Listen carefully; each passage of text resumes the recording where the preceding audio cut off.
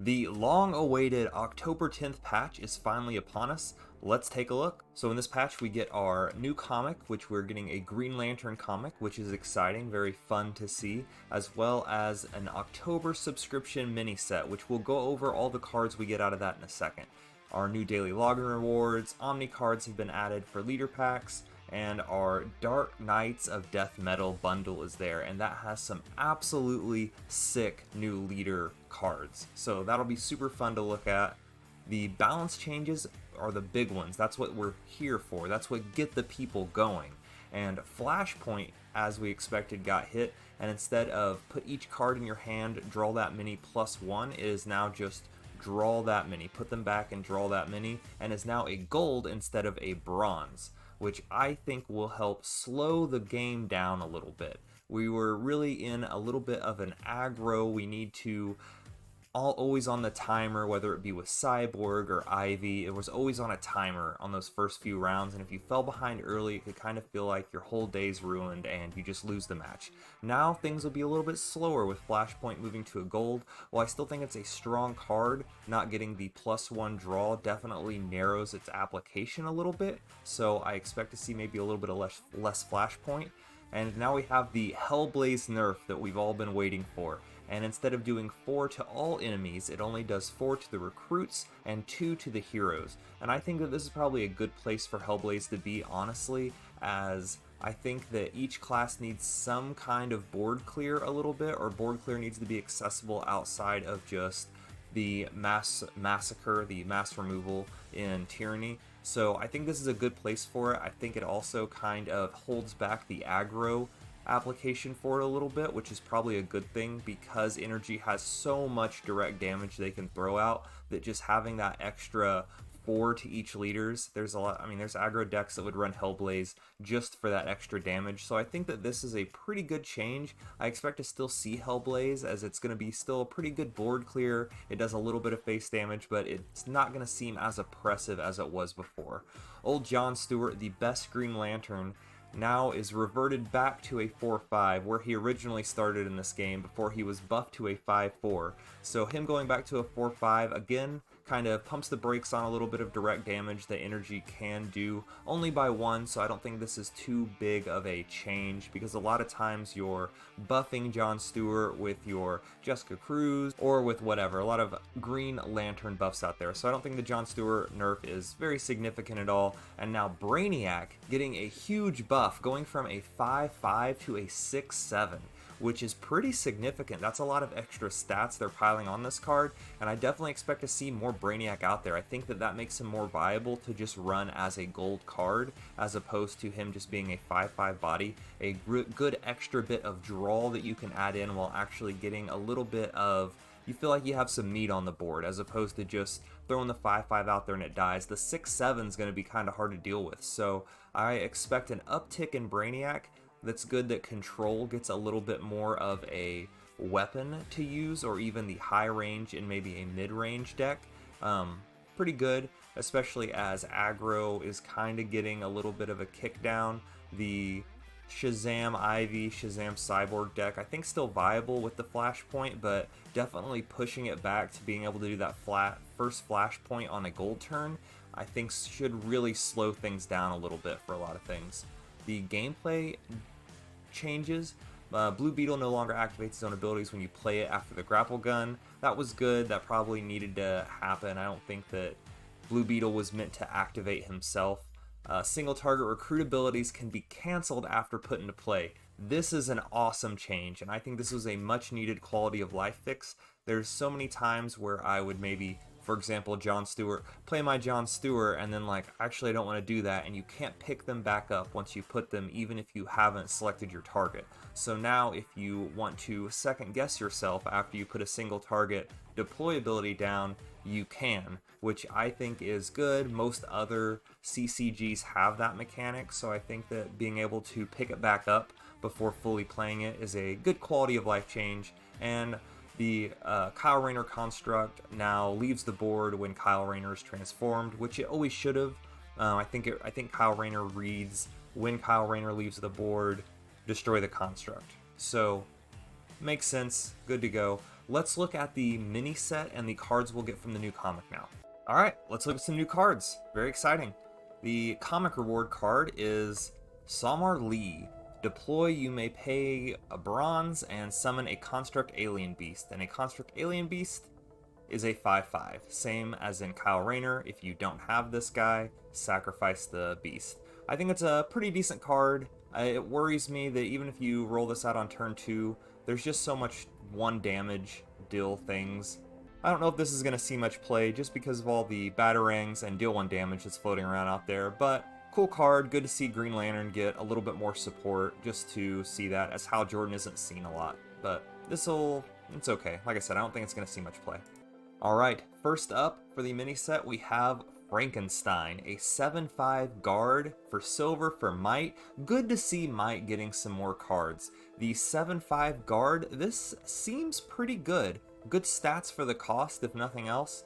How does it compare with something like Steel at a 5/6 with guard? I don't know. I think there might be enough 5 damage things running around out there that trying to get the extra 2 attack might not be worth it. Interesting card though. Fun to see Might get a little bit more tool. Guard is a good keyword. It does save a lot of face damage, especially against all the Flash Doomsday decks running around out there. It does force them to take this out, but even with that, there's so many spells and everything that being at that 5 health is just a little bit of a liability. So maybe this finds a way, maybe some one-ofs in some Might decks, but overall, I think the 5 health really holds this back. Gentleman Ghost, a 2/1 bronze, can't protect hunter, can't be attacked. Really interesting that they rolled out something that can't be attacked and can't protect. So it's really just a play it on your bronze and you just deal 2 to face every round and you just keep pumping it. I guess you can hit it into whatever you want, which is maybe better than regular hunter. I think this card is definitely better than Kite Man, even though it has 1 less attack. Well, Kite Man's free though, so I guess it's maybe not better than Kite Man, but comparable. As Kite Man can only hit heroes, this can't be attacked and can hit anything. It does have the 1 health, which again, a lot of batarangs flying around out there, but you can't trade into it, which I think is pretty good. So I could definitely see this card getting a lot of experimentation in these inmate aggro-y anarchy decks. So really interesting. We'll see how this card goes. I think this could find a way into some. Another Anarchy card, we have Lord Deathman. After you discard Lord Death, return him to your hand and get +2/+2.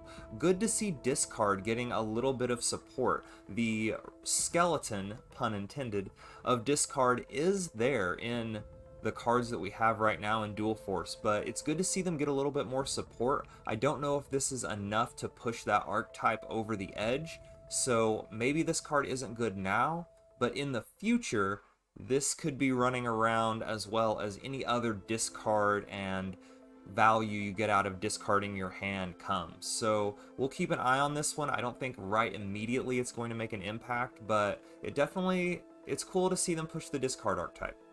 Alright, Tactics gets a toy, a gold Andrew Bennett Hunter. After Andrew Bennett attacks and damages a leader, he heals all damage and becomes hidden.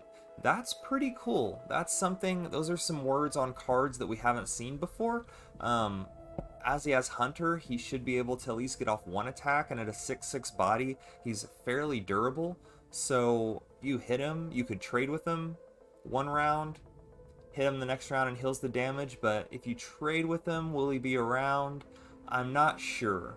I'm not sure if he's quite strong enough that he's going to see a lot of play in the meta, but definitely interesting text on this card. So I'm sure that we could find maybe some application to use this and eke out a little bit of value, but it might take too many hoops to jump through to really allow Andrew to shine here. So we'll keep an eye on this one. Morgaine Le Fay. After you play a magic spell, give enemy leaders -2 health and give friendly leaders +2 health.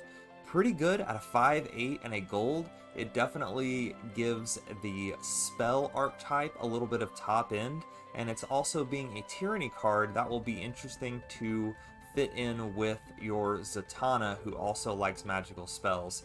It's kind of a smaller Ivy's plant per se, but at -2/+2, That's pretty good. I think that I'm definitely going to experiment with this, as if you follow this channel, you know we have been running quite a bit of Zatanna lately, so I look forward to trying this out. This might actually be good enough. At a 5/8 body, it doesn't even feel like you're wasting your gold resource too much. So this is an interesting card, beautiful animation. We'll keep an eye on this one. This could be a good one. Anarchy gets even more love, the bronze Trick or Treat. At the start of your opponent's turn, they create and play a trick or a treat. What are the tricks and treats? We'll have to play this card to find out, because it does not say. So depending on what the tricks and treats are will depend if this card gets ran. So testing to ensue. Felix Faust. After you sacrifice a recruit, Felix gets +2/+2 and sacrifice your recruit with the least health. This is interesting. I think this card could begin to see some play. I think this is really strong. At worst, it's a silver 8/8, which is great stats for the cost, especially if you play this on your bronze silver turn. Playing an 8/8 out that early is really pretty nasty, especially if you would put this with a Brainiac drone and you get to draw and play an 8/8. That is really good. I definitely expect to see this card running around. Just the stats for the cost on this card alone, I think, push it up to be a viable thing. And if they don't deal with it while you are sacrificing more every round, it's at the end of your turn, so you can still swing for face, swing to trade, and then it sacrifices at the end, and it just gets bigger and bigger. So this is a very interesting card, and I think it's pretty good. It's, again, definitely good stats for the cost, if nothing else. Energy gets a little love. That's good, because they got a lot of hate with this patch. It's a silver 2/4 end. If you've played 2 spells from your hand, arise and summon the demon. Our demon is a 5/7 flurry. At the end, if you've played no spells from your hand, return it once more in the form of a man, and you go back to the 2/4. I think that this card is really cool and interesting. However, playing 2 spells to get it to flip, and then playing 1 spell every turn in order to keep it at a 5/7, ooh, that's a high cost to do this. I don't know if there will be enough spells going around in order to do this. If spells get a little bit more support, maybe I can see this being ran and really taking spell decks kind of to that next level in the meta, but I don't know if there's enough spells right now. You'd have to almost save up a little bit in order to play this, though I assume when it flips, it will be ready to attack that turn. So even if you can get this off once, it could be pretty decent value. It's like eking out a 5/7 with flurry. Well, it's at the end of your turn, so I don't know. I don't think this card's going to be that good. I don't think this is good enough yet. I don't think there is the spell support to run this or justify running this in a deck. And Tyranny gets another toy, the gold All Hallows Eve. Summon 2 friendly KO'd recruits, give them speed, and sacrifice this. Seems pretty good. Being able to pull 2 back from the grave to attack with that turn, to go face with, to trade with, seems pretty good. Even at the end, sacrifice this. I think this card could see some play. You could even see this card running with our Felix Faust. Depending on which end effect happens first, you could bring them back on your gold-silver turn, drop your Felix, swing and keep 1 alive that's going to die at the end of the turn anyway, and then buff your Felix +2 and not lose any real tempo because you're still getting your Felix out. So I think All Hallows Eve has some application that we are going to want to try. I definitely think I'm going to dip my toes into Tyranny a little bit more to try out some of these new cards. I think that there could be something to this, but only time will tell. To finish up our quick roundup, we do, for the paid subscription at the end, get the Batman Who Laughs leader for free, which the Batman Who Laughs leader, I think this is absolutely going to be a meta changer. And it will be immediately, as I'm sure a lot of people are going to cash in their atoms to craft him early. At the 3-turn leader ability, summon a Rabid Robin and give a friendly recruit chaos and Flurry. And the Robins are a 3/1 Hunter and Speed. That alone is pretty good. I guess the downside to this card is one of your recruits get Chaotic and Flurry, and unfortunately that might be your Rabid Robin, which unless it hits face, it is just a 3 damage for your 3-turn leader ability, which is questionable. So we'll have to see how the actions play upon the board when the Batman Who Laughs is used, but I still think that this is going to find a way into a deck. You could use this as aggro on the surface, but I definitely think the Batman Who Laughs is going to push more of a mid-range Anarchy style deck, as being able to generate a 3/1 with speed every 3 turns is pretty good, as the damage is immediate, and also getting Chaotic and Flurry to something else, you could really set up for doing some heavy damage. So we'll see, but I definitely think that the Batman Who Laughs will influence the meta pretty heavily. We're definitely going to see a lot of it in the next week as people are trying it out. We're going to see a lot of all these cards in the next week as people are trying it out, and I look forward to trying out a number of these cards as well. So stay tuned. Fun things to come.